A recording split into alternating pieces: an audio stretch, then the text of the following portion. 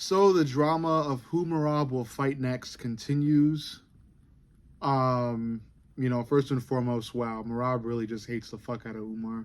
We all kind of knew it, months ago, but it's just becoming more and more blatantly clear that Merab really just hates everything Umar Nurmagomedov, everything. But he's even recently claimed that Song Yadong isn't even injured. I had mentioned in a previous video, Song Yadong was apparently injured, and that's why Umar versus Song Yadong for the end of 2024 didn't materialize. So that's what Merab is claiming, that Song Yadong is not injured, and that Umar just didn't sign the contract. I guess either way, it just shows that Umar really wants that shot against Merab. And I'd assume the UFC would give it to him because, again, after Merab beat O'Malley, they showed a long-ass cameo of Umar Nurmagomedov in the crowd. And I think something in the fucking subtitles said next challenger or some shit like that too. But either way, Umar was supposed to be next.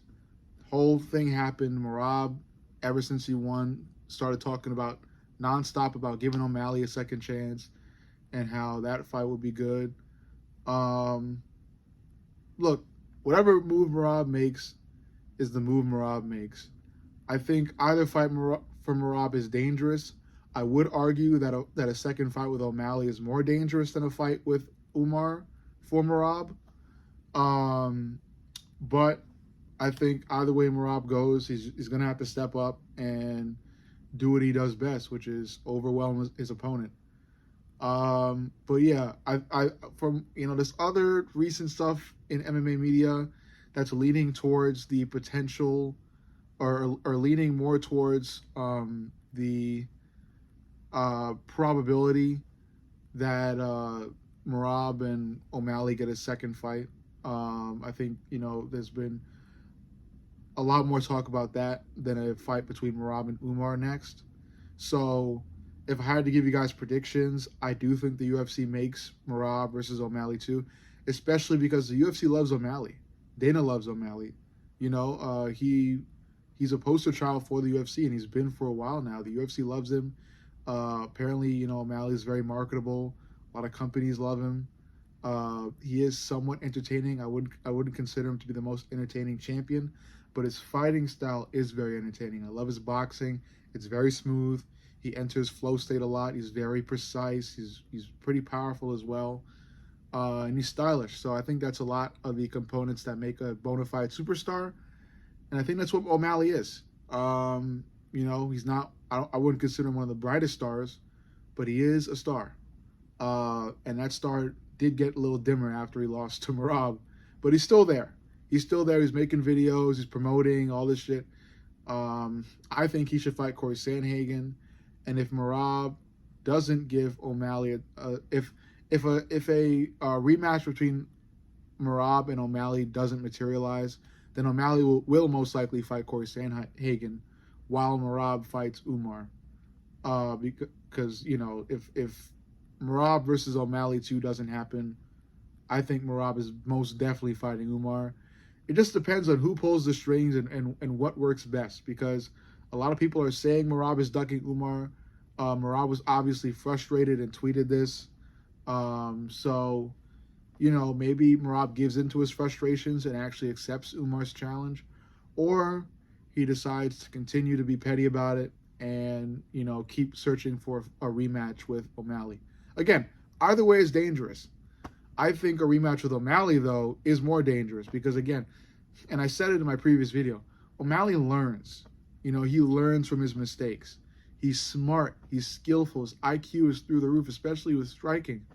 And to top it all off, in the final round of the fight between Merab and O'Malley at UFC Noche, O'Malley connected on a couple of nasty teep kicks to the midsection of Merab that really physically hurt Merab to the point of Merab grabbing his stomach and looking around like he just fucking teleported to the fucking void. He's looking around. He doesn't know what the fuck to do. He's grabbing his fucking abdomen and he's sidestepping.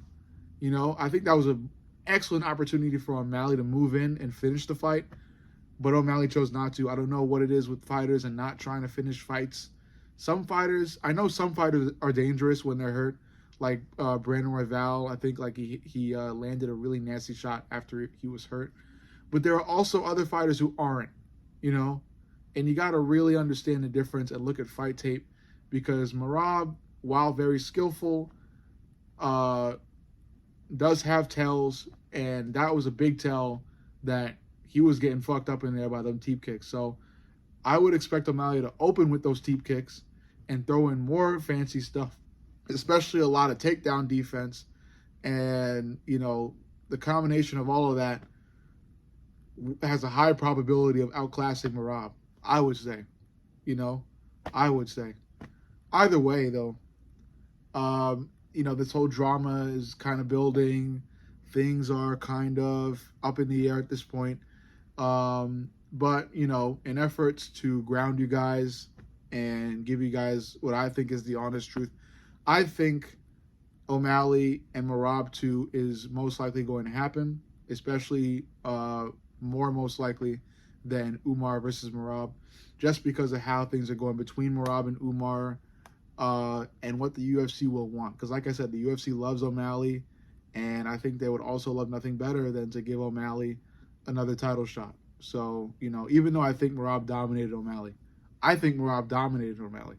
Some people argue the opposite. O'Malley definitely argues the opposite. I think a week after he lost, he was talking about I won rounds 1, 3, and 5 and all this other dumb shit.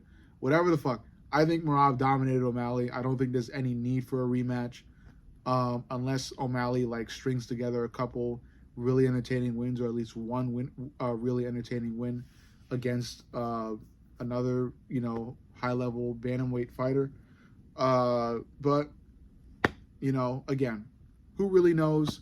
I think the UFC still gives into the love of O'Malley and gives O'Malley a second shot.